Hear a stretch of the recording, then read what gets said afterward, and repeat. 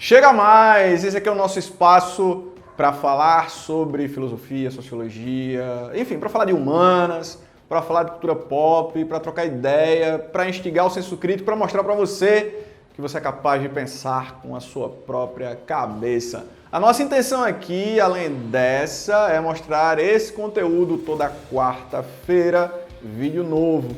Então vai logo deixando o teu like, se inscreve caso você não seja inscrito, compartilhe esse conteúdo com o máximo de amigos e amigas para que a gente possa fazer aí uma grande massa de pensadores e pensadoras. Caramba, que inspiração!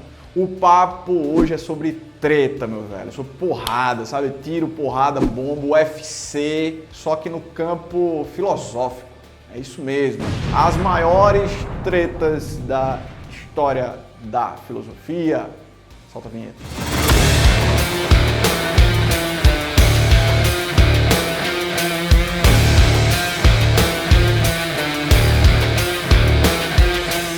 Então, assim, no campo da filosofia, velho, o que mais você encontra é um indivíduo criticando o outro, questionando uma determinada ideia, uma determinada obra, um posicionamento, um conceito. Isso é muito comum, isso é muito legal, porque é assim a gente vai vendo a história da filosofia acontecendo. E é muito difícil você, também, de repente, colocar na balança e dizer assim, essas foram as maiores confusões. Eu selecionei algumas que eu achei interessante, que, eu olhei, caramba, isso aqui é uma doideira. E eu quero começar pela treta que é retratada. Claro, tem uma porrada de anacronismo na pintura A Escola de Atenas, do Rafael Sanzio. E a diferença de idade, ela não está bem expressa lá no quadro, onde aparece no centro Platão e Aristóteles. A diferença, ela pode ser de 50 anos, 40, entre 40 e 50 anos aproximadamente. Posso estar equivocado, mas é mais ou menos isso,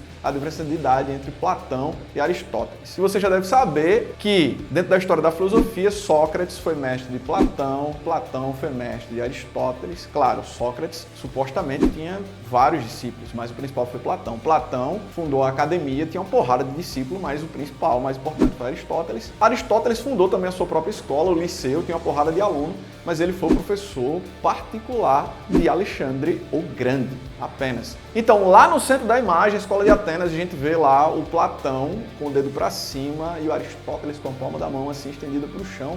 Isso porque eles tinham posicionamentos de fato diferentes. Enquanto, por exemplo, Platão defendia a existência de dois mundos, o mundo das ideias e o mundo dos sentidos, para Aristóteles tudo é resolvido aqui. Enquanto para Platão o conhecimento, na verdade, ele é desperto, ele não há um aprendizado, para Aristóteles há aprendizado. Aristóteles tem um viés bem empirista, enquanto Platão tem um viés mais idealista. Então ali já tem um fight, né? Uma divergência ali entre o mestre e o seu discípulo. Mas eu também quero destacar outras tretas. Uma outra treta que me chamou muita atenção foi a treta entre Schopenhauer e Hegel. Para quem não sabe, Arthur Schopenhauer, o pai do pessimismo, um cara que influenciou gente muito importante como Sigmund Freud, Friedrich Nietzsche, entre outros. Ele é contemporâneo, Schopenhauer é contemporâneo de Hegel. Hegel, o grande pai do idealismo alemão, que influenciou, entre outras figuras, Karl Marx. Eles chegaram a ser professores na mesma época em Berlim e Schopenhauer, que não curtia o pensamento de Hegel, para Schopenhauer, Hegel, ele construiu uma filosofia muito alinhada aos interesses do Estado, ele estava ali comprometido com um viés político. Além disso, Schopenhauer também criticava o fato de, na concepção hegeliana, a razão, quanto mais a gente utiliza a razão, mais a gente tem condição de acessar o real. Inclusive tem essa frase do Hegel, né? O real é racional, o racional é real. Schopenhauer defende uma outra ideia. Para Schopenhauer, cada um de nós está preso na sua própria representação. Isso aí pode ser encontrado lá no seu livro, um dos principais, O Mundo como Vontade e Representação. Então, além de uma série de divergências filosóficas, políticas, ideológicas, o Schopenhauer também tinha ali uma disputa de, vamos dizer assim, de vaidade, de ego. O Schopenhauer estava dando aula na mesma época que o Hegel na universidade e botou na cabeça que tinha que marcar as aulas dele no mesmo horário das aulas de Hegel. Resultado, as aulas de Hegel aparentemente agradavam muito mais a galera, o público estudantil, e a sala de aula que o Schopenhauer estava lá, pronto para ministrar suas aulas, estava praticamente vazia. Então, tem muitas outras historinhas envolvendo os dois. Eu escutei algumas na universidade, que eu não sei se necessariamente eram verdade, eu vi algumas na internet também. Não sei até que ponto eram verdadeiras, mas essa coisa de troca de farpas, sabe? Entre os dois, de um estar encontrando com o outro na universidade, e fazer questão de se retirar, de criticar uma aula do outro, enfim. Uma outra treta marcante envolve dois dos maiores nomes do existencialismo. Estamos falando de ninguém mais, ninguém menos que Albert Camus, de um lado, e do outro, Jean-Paul Sartre. Pois é, eles aparentemente tinham uma certa afinidade, porque além de serem existencialistas, eles tinham uma vida social bastante ativa, acadêmica, e eles tinham um posicionamento alinhado politicamente à esquerda. Só que é daí que começa a confusão, porque, de acordo com Camus, aquele caminho que a esquerda europeia, a esquerda francesa estava enveredando, era um caminho que, na visão do Camus, era um caminho tão equivocado quanto os conservadores, a direita, enfim, aqueles que defendiam a manutenção daquela ordem da forma com que estava posta na sua época, né, ali meados do século passado. Então, Sartre era um cara muito fervoroso, assim, defensor dessa esquerda um tanto quanto mais radical, segundo Camus, e ali, salvo engano, num café na França, o Sartre chegou e derramou bebida, assim, no Camus, xingando ele, sabe, destratando ele. E em outros momentos, em outras ocasiões, o Sartre tentou conversar com o Camus depois desse episódio e o Camus não quis mais papo com o Sartre. Então eles romperam ali por uma questão política que aí já foi para o campo pessoal. Pois é, então teve essa treta pesada entre esses caras. Uma outra treta que a gente vê, porque assim, tem um cara que ele personifica a treta, né? Que é o grande filósofo alemão Friedrich Nietzsche. Nietzsche tretou com todo mundo, assim, sabe? Mas tem umas coisas, assim, que são bem interessantes. Além do Nietzsche ter tretado com toda a tradição filosófica, com o cristianismo, com a própria ciência, teve uns problemas, assim, do Nietzsche diretamente, sabe? Tipo, teve Nietzsche versus Richard Wagner.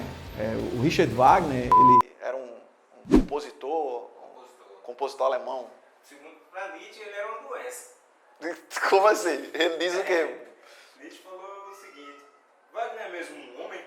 Ele questionou se Wagner era um homem. Isso. Ele não é mais que uma doença. Tudo que ele toca cai doente. Ele fez a música ficar doente. Ele acusa Wagner de fazer uma música que propaga doença. Então ele seria uma doença ambulante.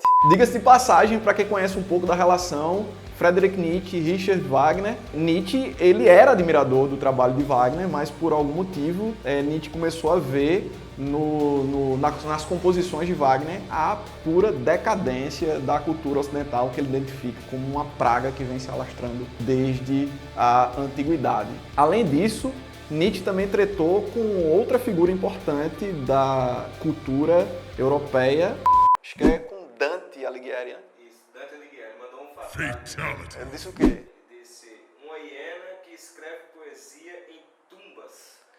Nietzsche diz que o Dante é uma hiena que escreve poesia em tumbas. Então, assim, como eu falei, você pega o Nietzsche, assim, de 10 aforismos, acho que em 6, 7 ele tá martelando, sabe, como ele falava, né? Tipo, não sou um homem, eu sou uma dinamite. Então ele destrói. Então, na história da filosofia, a gente tem essa grande marca que é um pensador defendendo uma ideia, defendendo um conceito, uma teoria, uma visão, e ele não necessariamente vai ser acompanhado pelos seus contemporâneos, não necessariamente ele vai ser acompanhado por aqueles que vêm logo na sequência da história. Se a gente pegar, por exemplo, lá na filosofia medieval, os dois grandes pensadores, o Santo Agostinho e São Tomás de Aquino, que do ponto de vista cronológico eles estão distantes, mas tipo, eles estavam na Idade Média, eles eram da igreja,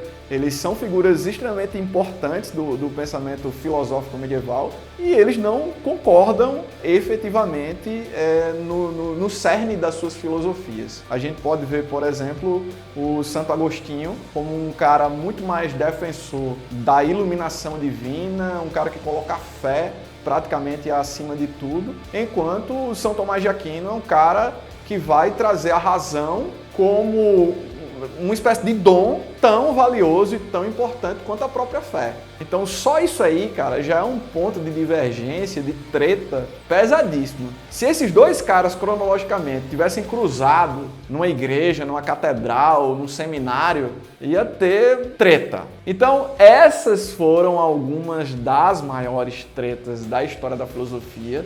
A gente poderia aqui falar muito mais, a gente poderia pegar racionalistas e empiristas, a gente poderia pegar modernos e pós-modernos, a gente poderia pegar estruturalistas, pós-estruturalistas, e a gente pode fazer isso num próximo vídeo, mas aqui fica para quem gosta dessa coisa de um foi combater com o outro, um criticou e tal, e a gente tem uma porrada de vídeo na internet de tretas entre os famosos, né?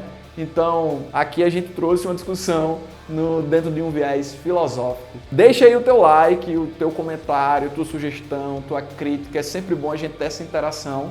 Esse canal é feito para você e a gente tá aqui não simplesmente para ter, tipo, tá lá o professor dando uma aula, ministrando uma aula. Claro que aqui a gente aprende junto. Eu aprendo com vocês e estou aqui também para fazer esse intercâmbio, para promover esse intercâmbio, mas esse é um espaço para que a gente possa ter um conhecimento sendo trabalhado de uma forma diferente, para que você possa pensar de uma forma diferente, para que de repente possamos fazer um mundo diferente. Então, até o próximo papo, um grande abraço.